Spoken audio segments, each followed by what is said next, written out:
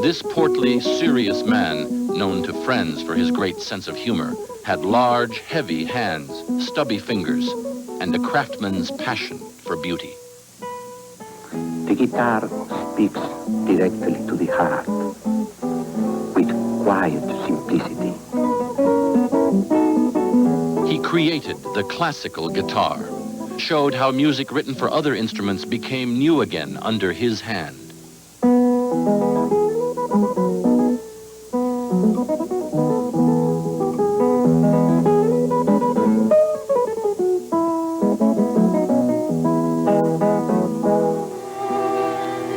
By the time he was in his 40s, his concerts had astonished the experts, and the humble guitar made a place as a magnificent solo instrument, like the piano or violin.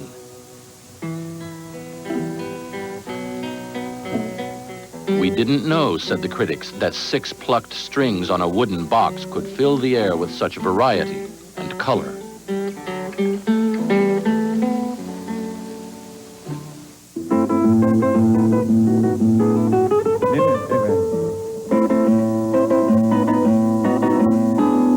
This great artist was also a great teacher, giving lessons, demanding discipline into his 80s and his 90s.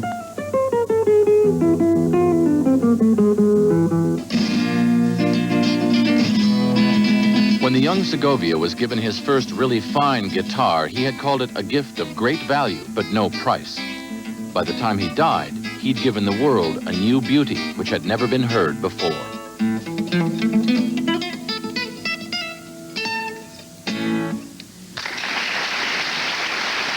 Bill Blakemore, ABC News. And that is our report on World News Tonight. I'm Peter Jennings. Good night.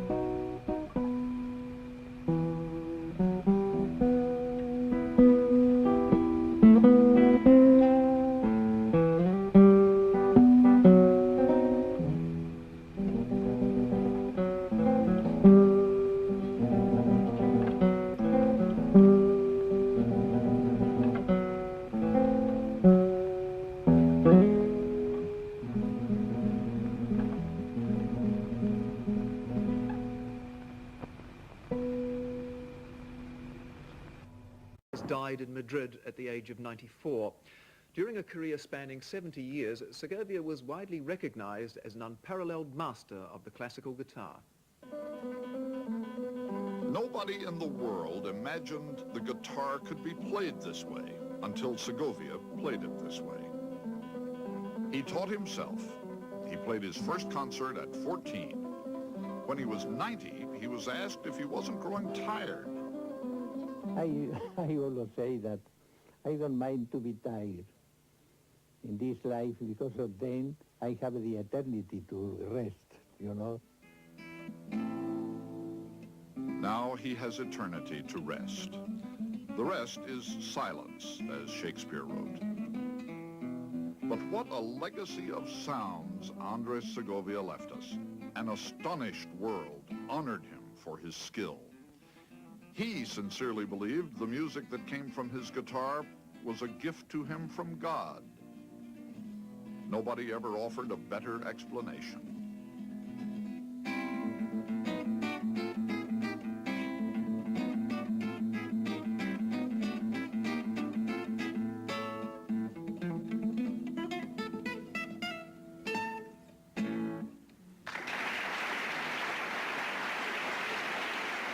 Aged 94. This famous musician touched many lives and travelled all over the world, including a visit to New Zealand in the 60s. Dylan Tate with some Segovia nostalgia. The great man himself. Until he came along, no one took the guitar seriously. Top New Zealand classical guitarist Daphne Dobson was a student in Toronto in the 50s, and finding one piece of technique difficult, tucked herself under the stage and peered through the decking to catch the Segovia technique at close range. I crouched, and he started to play, so I leant backwards and I looked up underneath his right hand to see if he would do it, and he did it, and I was overjoyed. So when the applause after that was going on, I went back to my seat and crouched down and tried not to look, and, you know, and somebody dug me in the side here and said, "He's looking at you." And so I looked up, and with his glasses forward, you see, he turned in his chair and he looked right at me and he started to play, and he played looking at me only for the entire performance. In 1964, Segovia made his only New Zealand tour. He was the inspiration, I think, for all guitarists in New Zealand, particularly of that era, because in the late 1950s and early 1960s there were no teachers, little music, few instruments, very few people involved perhaps as well. That's Thursday's top half. Have a pleasant evening. Good night. Good night.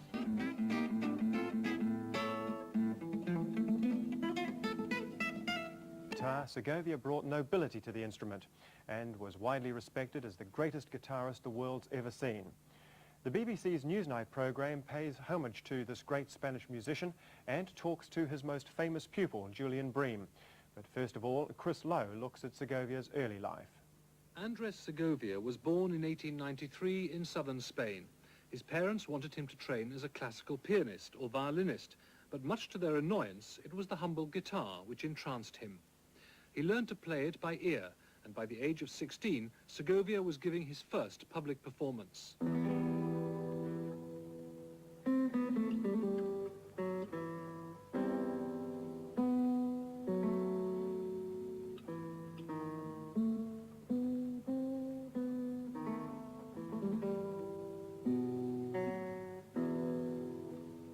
The guitar in the early 20th century was scorned by serious musicians, seen as the instrument of gypsies and flamenco players.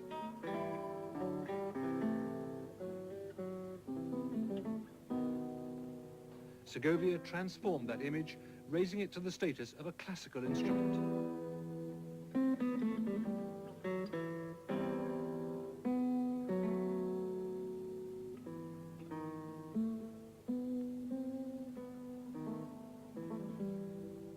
I had to rescue the guitar twice. First, from the noisy hands of the flamenco players. And second, from the poor repertoire that it had. He persuaded leading composers to write for the guitar, and spent a lifetime adapting classical works for his instrument. He left Spain during the Civil War to live in America, but spent the last 30 years of his life back home on the Costa del Sol. He had enormous energy, often giving 100 concerts a year. Honours were heaped upon him all over the world. He was still performing as recently as 2 months ago, and his appetite for making music never wavered. All my life, I have worked very much. And every artist or every philosopher or every scientist is always the same thing. The work is more important than any other thing.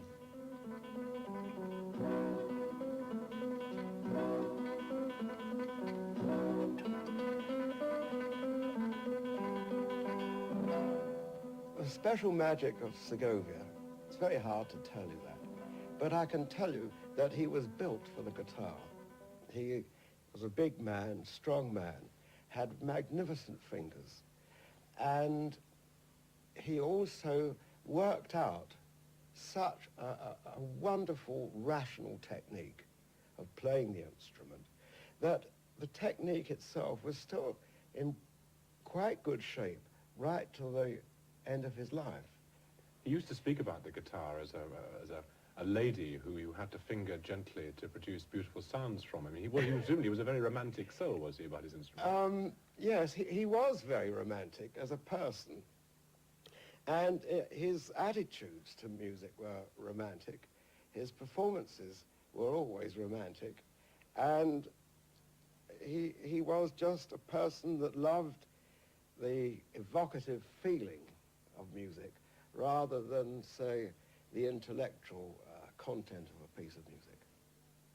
Julian Bream talking about his friend Andres Segovia, who died today at the age of 94.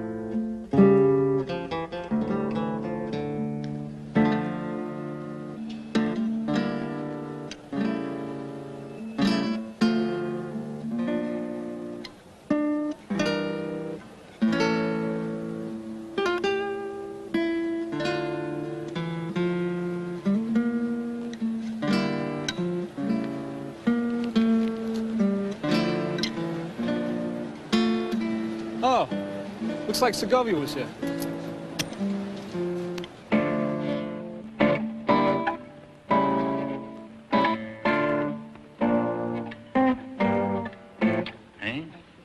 You have to feel all that.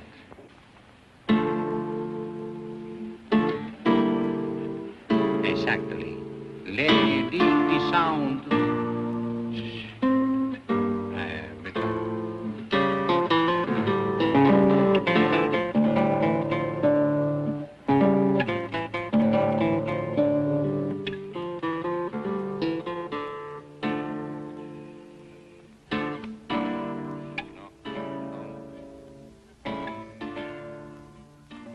At the master classes in Santiago de Compostela, Segovia and the students seem to have covered an enormous section of the repertory. And as producer of his recordings for many years, I recorded many of these pieces. And I think early on when he performed Bach and the Chaconne, it was criticized by certain musicologists and the public. Why play this on the guitar? That it was not a piece for the guitar. It was not, of course, and Segovia entered the Sancta Sanctorum of the musicians, and but he did it with love, and he took that instrument and made it sound like its real home was the guitar. I think there has been a cultural revolution in the performance of Bach's music, and the freedom and the love with which Segovia played it are no longer the most important thing, unfortunately. Ilya?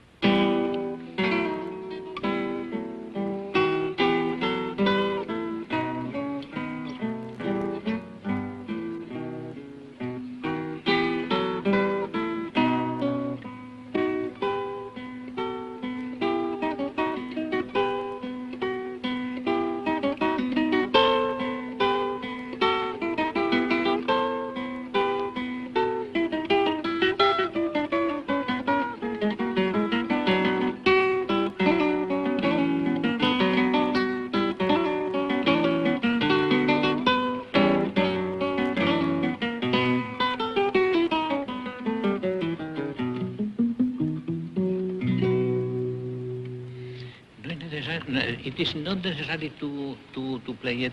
It is a little too quick. The pianist play it quicker, but it's not correct because it is a Spanish thing. Yeah. It's like a little tonadilla from the 18th century. Then if you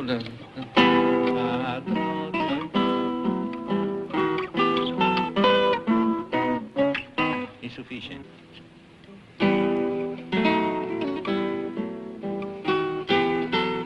Sound in the hall. The other no. The three will not sound. Yeah. You know, in a concert hall. Yes. It's very hard.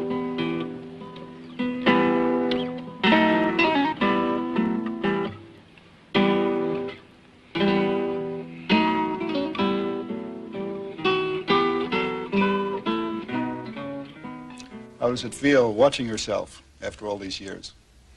I wish I could go right back into it. It's like seeing your hometown, you know. After you've been away for a long time, you see everything, you hear everything, you recognize the sounds, you recognize the ideas. And the things I was doing there were so immature. Was the experience of just listening to him demonstrate and being exposed to how he grappled with the instrument and the music all of as that. Important as whatever he might have said to you technically? Or sometimes even more important, because the words, you know, fly. And the things we see, I used to watch his hands, his motion, his movements, the way he would reach the strings, the way he would get things. All of this in a contemplative manner, without critical eye. And I would absorb from that because I was ready to do so. I was there, and it was my time to learn. And it was his time to teach. At the time, I was seeing these passages as technical feats, like I had to get through those things, and I was worried when it came. And what he taught me to do was something that developed many years later, was to just love them.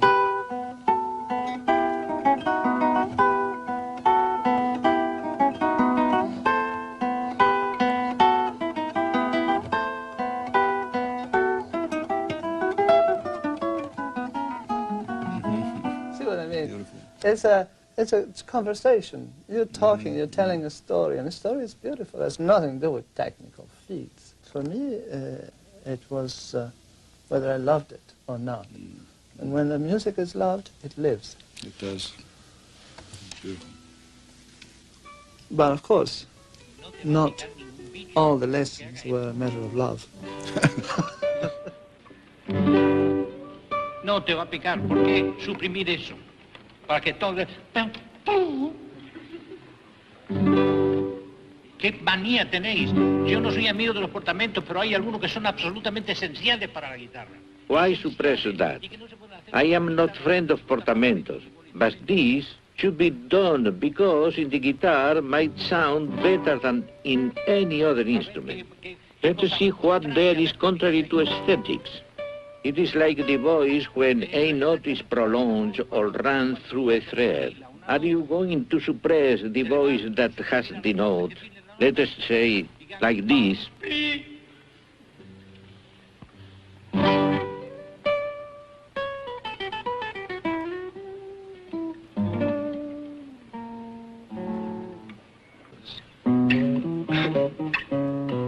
Y eso es menos fastidioso que esto.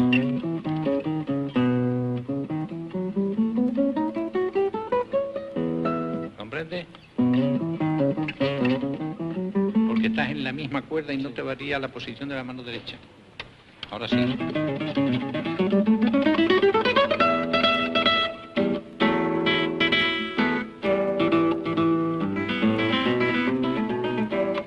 ¿No puedes recogerte un poquito más el puño para adentro?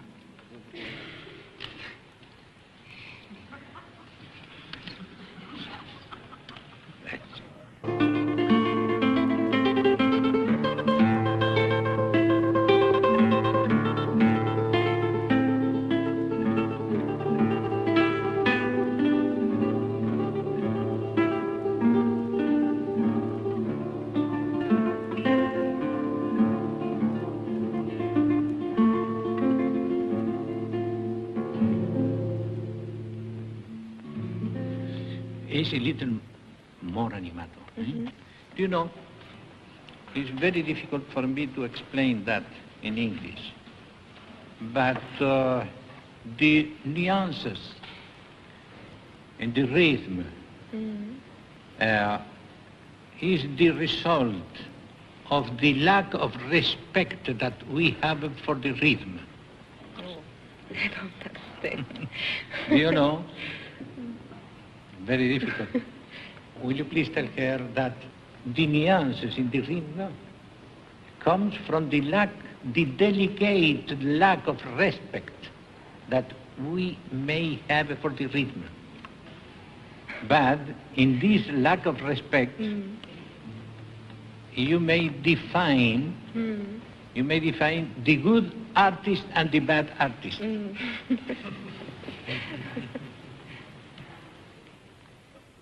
Is what he's saying that in order to be faithful to the nuances, to the beauties of rhythm, you have to sometimes disrespect rhythm itself. The strict rhythm. Right.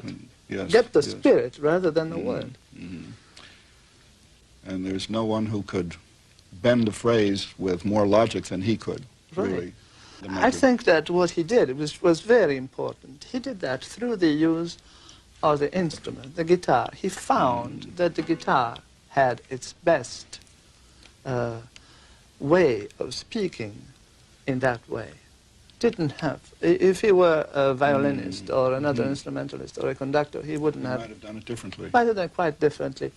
Because the guitar does not have the sound that lasts all over. The violin can mold the sound and have it grow in time as he wants, but the guitar goes down. So you have to impress the idea of the sound before it dies and make it last in the memories. It's a matter of art, really, to work so that the elements of the composition will come at the right time in the proper order of importance, not of time.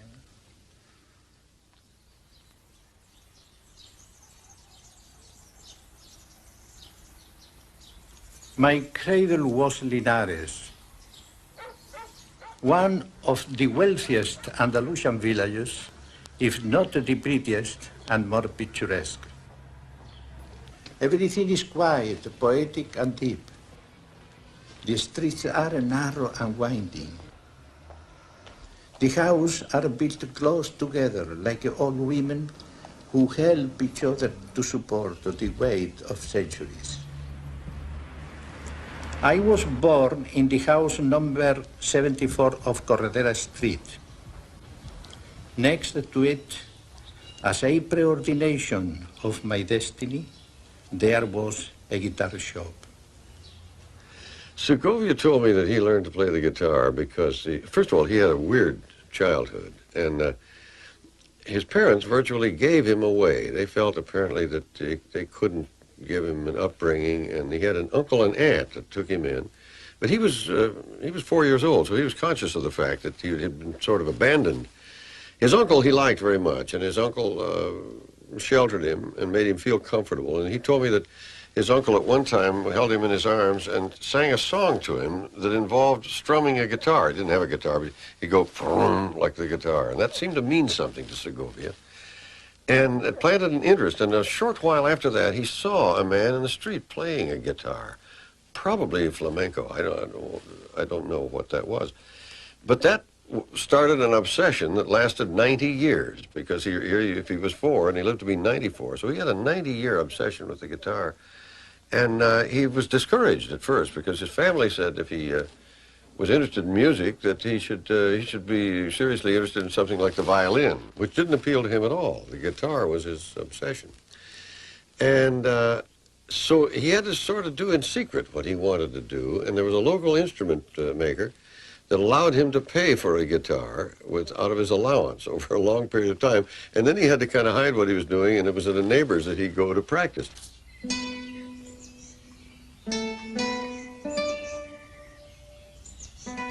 I came into existence in Linares. In Granada, I opened my eyes to the beauty of nature and art. Many civilizations, the Moorish above all, left in Granada magnificent testimonies of their former sway. I lived at that time with my grandmother, and from the window of my bedroom, I could see the profile of the Alhambra.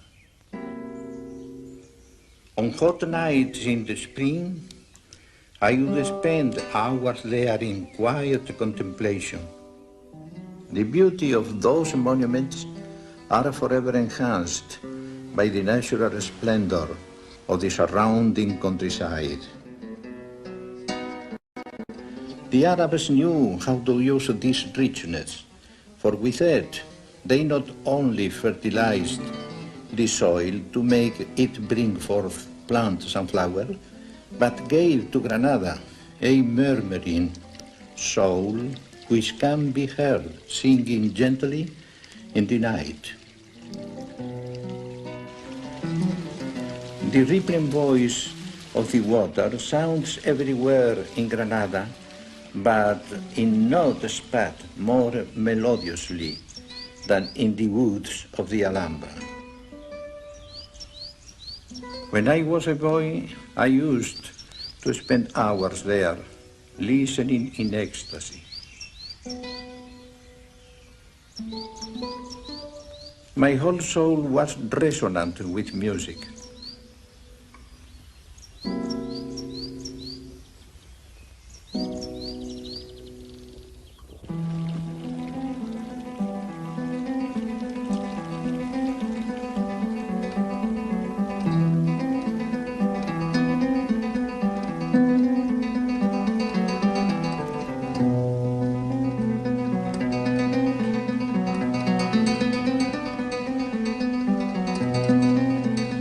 In Granada, I gave my first concert.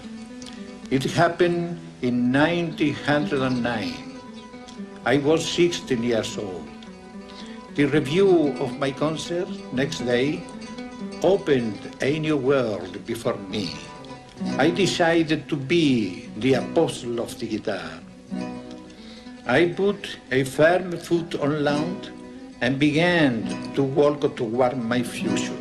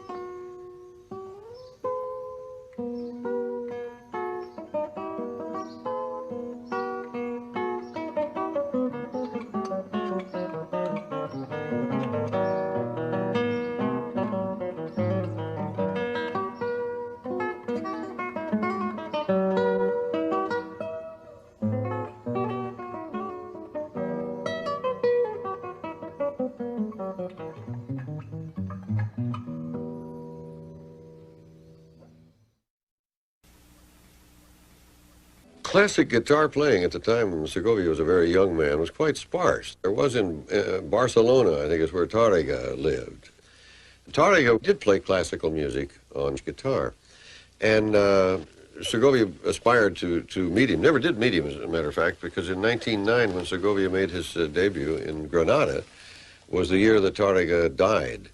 So also there was some partisanship about whether playing nails should be long or short, and Segovia was in favor of having nail to give a crisper sound, and those who followed Tárrega thought it was anathema. You had to have the nails very short. Segovia finally made his debut in Madrid. He was 18 years old, and that was, I think, 1912. And then he toured the rest of the country, and by 1920 he had left Spain and did some touring. He went to South America and whatnot. A few years later, he met the composer Manuel Ponce, who wrote some sonatas and some other things for Segovia, and that enriched the guitar literature available to him. It was 1924 when he made his debut in Paris, and he was encouraged to do so by Pablo Casals, the great cellist. And that was a great success because he had premiered a piece that had been written by Albert Roussel, and it was called Segovia.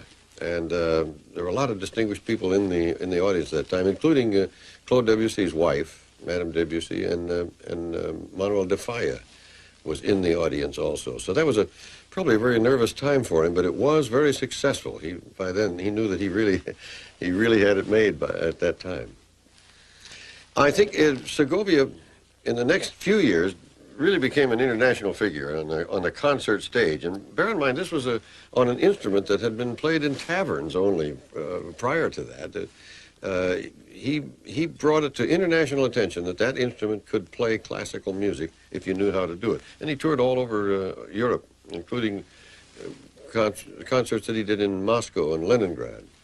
He came to the United States in 1928 and did a concert in Town Hall in New York. Olin Downs, a music critic for the New York Times, described his playing as consummate musicianship. A year after his debut in New York, this would have been 1929, he went to the Orient, and he made a great impression there. He really, considering also how arduous travel was in those days, it must have taken him some time to get to those places. But he went to Manila, Hong Kong, Shanghai, Tokyo, and other cities in Japan. He visited heads of state. He was honored by everybody from President Carter to Pope John Paul II. From Oxford University, from many other universities, he received honorary degrees in music. He toured virtually every country in the world. He finally did realize that dream that he set out. Ever since he was a young man in Spain, he wanted to become the apostle of the guitar, as he said, and he really did that because he expanded the literature with his own transcriptions of many classic works.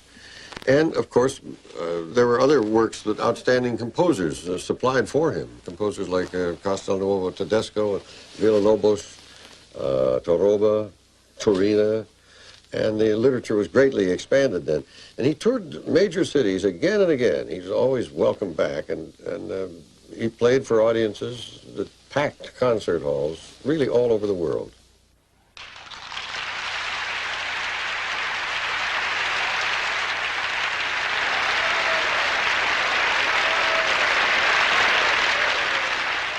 I think my generation is the last that will have seen Segovia perform live. When we're all gone, the records will still be there, and the records will be a very important calling card, not only showing us what Segovia did, what Segovia's sound and style was, and what his repertory was, but also telling us a lot about the performance style of his time. Segovia saw recordings as very useful things. They weren't just vanity productions.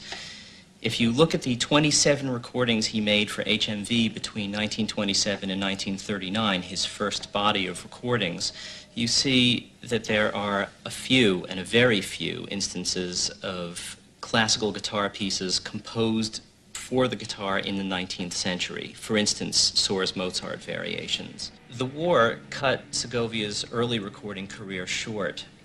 In the mid-1940s, however, he began recording again for the Musicraft label, a small American firm, which allowed him to record one of his big projects, the Bach Chaconne.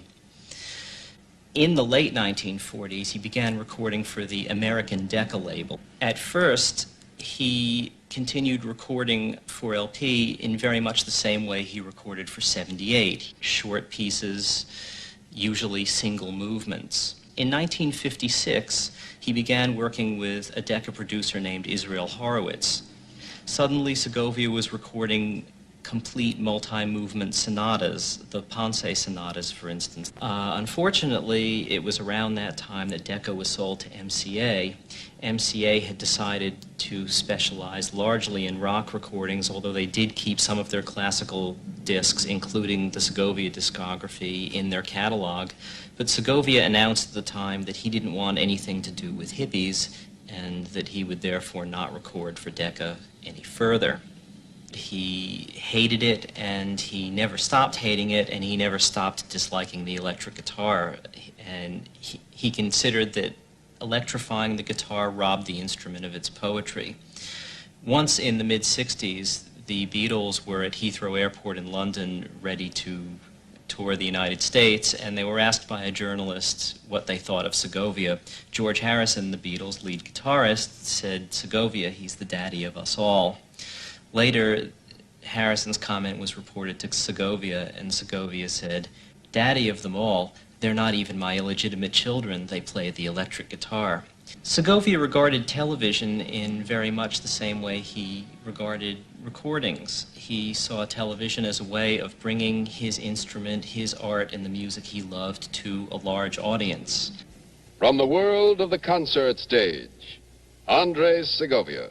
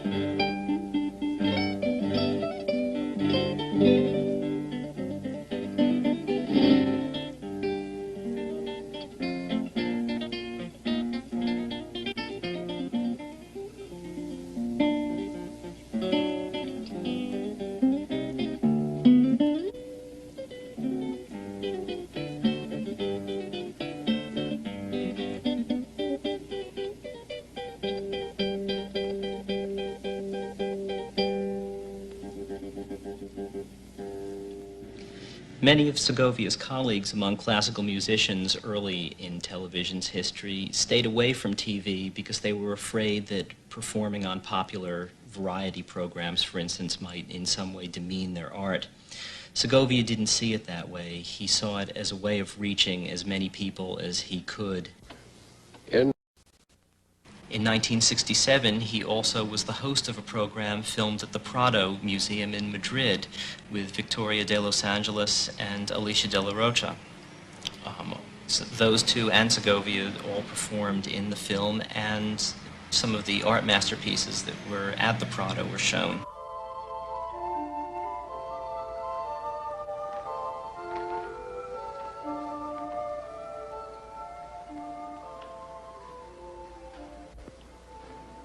Good evening. I am Andres Segovia, and this is the Prado. I have visited the Prado since I was a boy.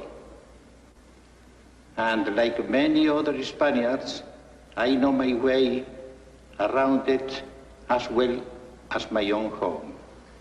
There are more than 3,000 artworks in this great museum. And it is a deep Spanish satisfaction that not one was brought here by force or plunder.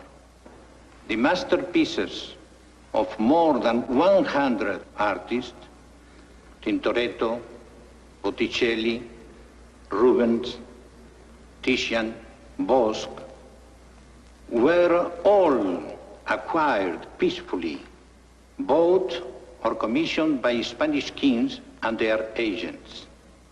Of course, we can show but a few of these treasures, and so we have chosen those that tell us most about Spain. We shall bring here tonight noble music to complement great art.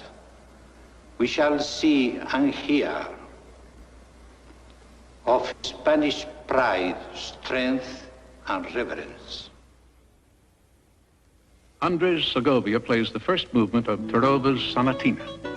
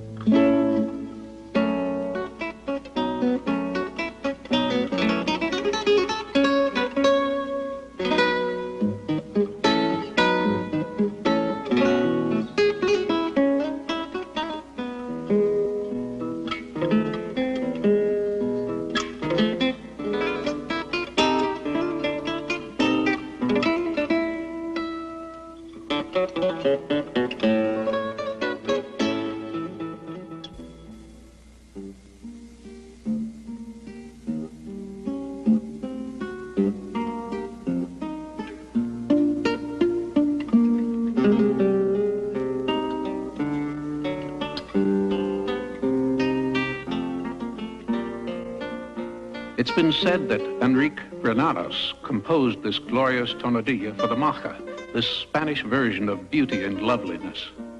She has inspired music, poetry, plays, and much conjecture as to the relationship of Goya to this mysterious lady.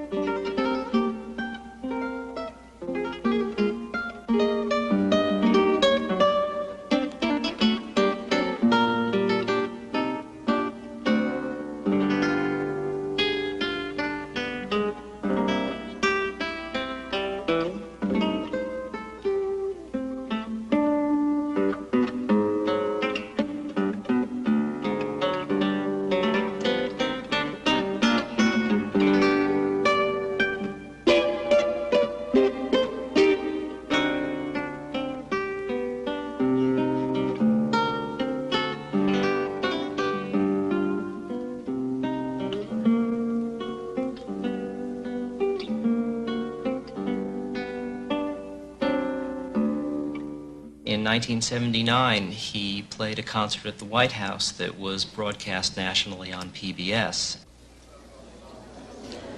Good afternoon from the White House, where Vice President Mondale is hosting a recital by the great Spanish guitarist Andres Segovia. I recall in a concert that Segovia was doing, he would come out on stage, and this was a trick of his, and it was wonderful because he'd come out on stage and he'd sit down and the audience would get sort of quiet. And he'd wait till they got a little more quiet. And then he'd kind of bend over the guitar and he'd form some kind of a chord and he'd bend over and he'd just go like this with his hand. He'd go. And you realized you hadn't heard anything. So then the audience got more quiet and then he'd start.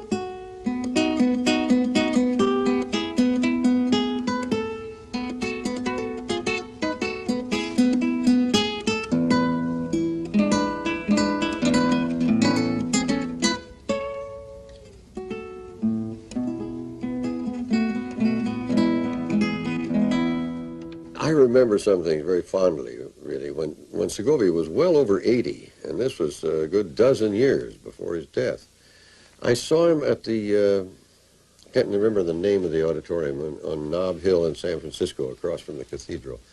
Again, a packed audience, and he played encore after encore because they kept calling him out. And finally he came out, he played one more number, and then he said to the audience, he said, "I would be happy to play for you all night." He said, "but the guitar is a fragile instrument and needs its rest."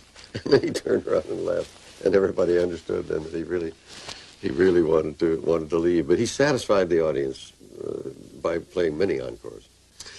I remember that Segovia came into the Metropolitan Museum to donate 2 guitars of his to the museum, and we all thought that maybe he was going to play a little something on one of them, but he didn't. And I suppose in a way that added to the dignity of the occasion, because those instruments are in the museum. They are silent now. It was a very moving ceremony, because you realize that these instruments have meant a lot to him, and now they mean a lot to the people who come to the museum and can gaze upon them. The instruments were being retired. The Maestro most certainly was not. I invite all of you to my next concert. One of the things while I was in Spain, doing this 2020 segment on Segovia, I had the honor of, I wanted to buy a guitar. I had 2 guitars destroyed in a flood in my Arizona home. And I told Segovia about this and asked him what might be a good guitar to buy. And finally, I wound up with the privilege of having Segovia select a guitar for me. And the way we did that was, we had, I think one came from another shop, but 2 from Ramirez in downtown Madrid. Sent them over to Segovia's studio, and a guy came over in what was like a Brinks truck or something, and brought these up, and Segovia played on each of them, and then recommended one for me that he thought was the best, had the best tone. And I have that documented, so that because it has an added value for me, and if I ever did resell it, which I probably won't. But this is the Ramirez that Segovia picked out for me. We had that on camera, and that was part of the piece. His 94th birthday party was in February, I believe, and we filmed this thing in March. And we attended that birthday party, and here was Segovia, now 94 years old, and he ate everything in sight, and he was up till all hours of the night, and guitarists from all over the world, including men like Alirio Diaz, were present. And every time a lady would come in, Segovia insisted on standing up, and he would kiss her hand in the continental fashion. And he was sort of the life of the party. And I said, what a way to celebrate your 94th birthday.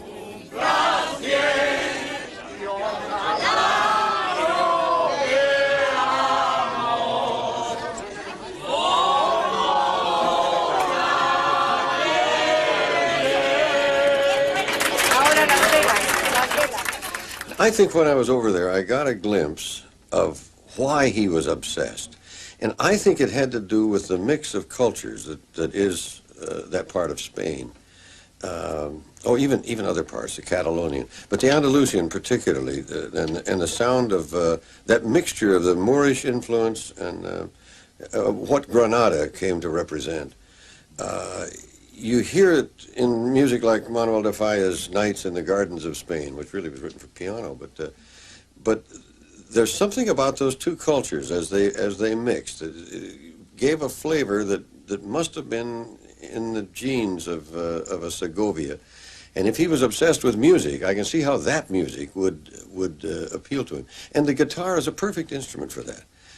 And that's why I think all his life it meant so much to him to bring great music out of a guitar and to put the instrument on the pedestal that it has been ever since.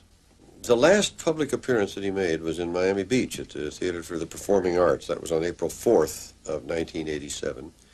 He had another concert upcoming later in the month at Carnegie Hall and flew back to New York for it, but he fell ill then and had to cancel that concert. And that was the first time he ever canceled a concert in his long career.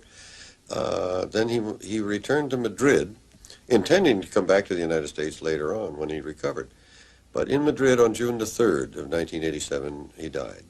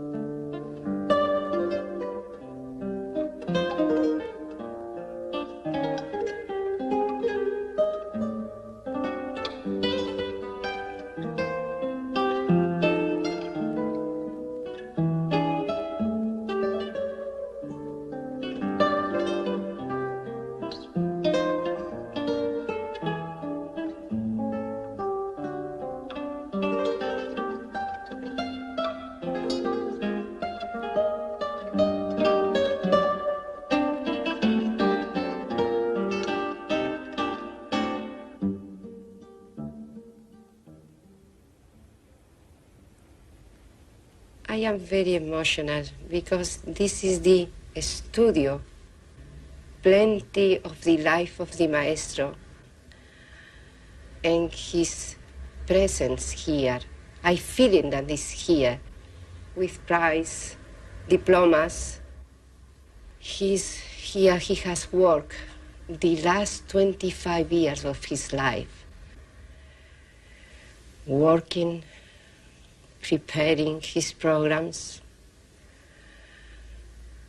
working in transcription and also in new things, new composition. He worked every day, 6 hours. He begin maybe some days at 9:30. He practicing during 1 hour and a half. And after that, because he left, he get up very early in the morning, he made a little like that. And after that, he's resting and another 1 hour and a half. He come down, we are our apartment, to take a lunch. And after that, back again, practicing, reading, 1 hour and a half, practicing, rest a little bit, and another 1 hour and a half. And after that, it was 6 hours every day. Because he say, like you know, that when he stopped one day without practicing, he knows. The second day, he doesn't practice.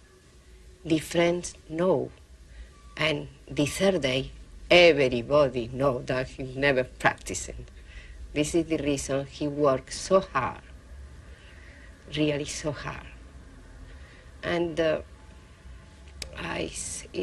for me, I have it because during 2 years, without his presence here, for me, is really emotional for me. And I'm so sorry that I don't have the vocabulary for explain that. But I don't know. And he has made many transcriptions here and prepared his concert, his programs every year, 3 or 4 different programs. And after that, at 8 o'clock, he received all the friends, writer, painter, musician. And he was his simple life, but very important life. And his legacy is universal. And I hope I try to continue his legacy. I hope, because he has good pupils, not very much, not too many, but I think the legacy of Andrés, he was continue forever.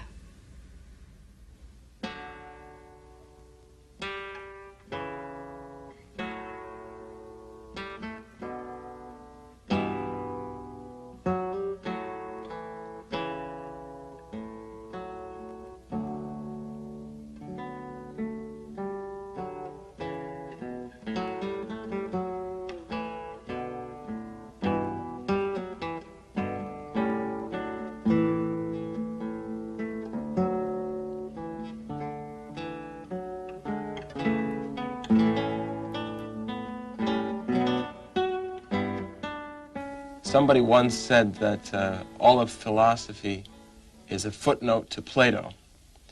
And I think we could say all classical guitar playing is a footnote to Segovia, because he's the person who really sketched out the parameters of everything that we are still trying to do today. He showed us that the repertoire really rightfully begins in the 1500s and goes right on up to the music of the present day.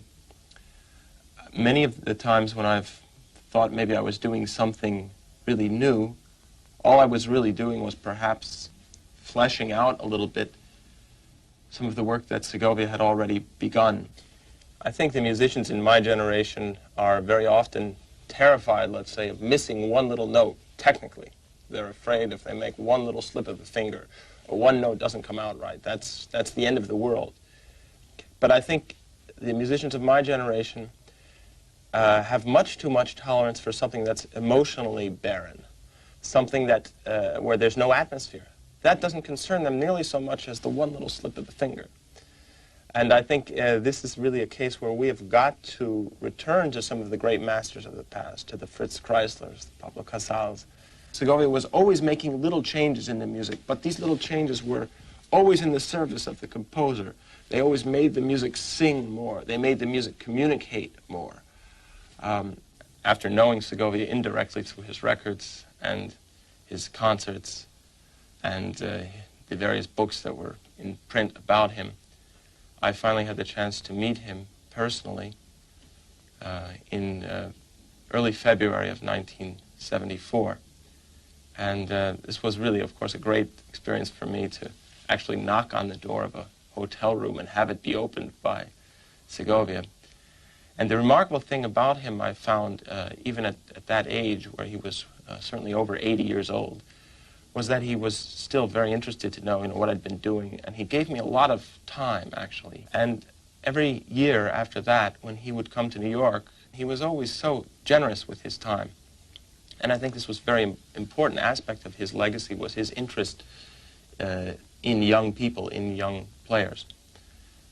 I had also known Segovia indirectly through his pupil and disciple Oscar Guilla, and also through Alirio Diaz, the wonderful Venezuelan virtuoso. And I had studied with both of them previously, before meeting Segovia. So here I was already sort of a grandchild of his, artistically, and then finally having the chance to meet him was a great thing for me, a big thrill. One of the things that we were always trying to figure out was, how did Segovia get this incredible sound? And part of it was just, I think, was just physical, in that he had, of course, these perfect hands for the guitar. Interesting thing about his fingertips in the left hand was that they tapered here. These fingers looked like sausages, everybody said, but they tapered when they got to the end, so that he could play with a great deal of precision here. And of course, these thick pads that he had on the left hand, as well as the way that the fingertip came together with the fingernail in the right hand, gave him really the ideal set of hands, I suppose, for making beautiful music on the guitar.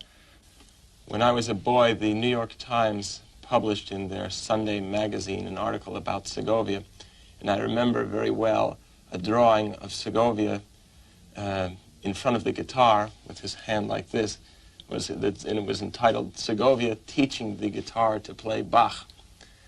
When I was a boy, I must have listened to the little piece I'd like to play now in Segovia's recording thousands of times. This is the little prelude, originally for lute.